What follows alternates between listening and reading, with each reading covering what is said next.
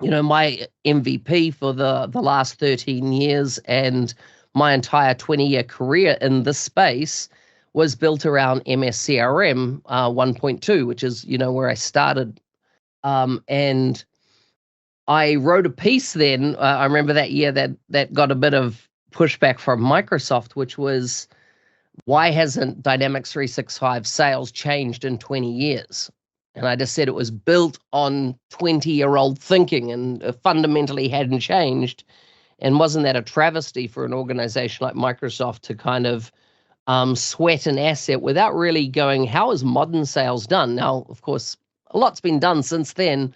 A lot more tech has been introduced to that specific product.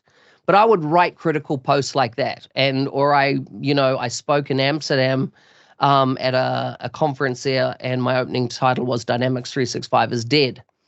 And it upset a lot of people. Within 2 hours, I had a call from Microsoft to explain why I was saying this. And because, naturally people quoted the first line of what I said, Dynamics 365 is dead, and not the second line, which was long live the Power Platform. And I was telling a story about how people needed to change their thinking when you were going to build a large solution at scale, that you didn't need to use a Dynamics 365 SKU. You could start directly on the Power Platform and build in a headless way. And the reason I was saying that came off a hackathon that we did in London. Chris Huntingford, remember the Dynamics guys? I don't know if you remember that community that used to run back then in the day.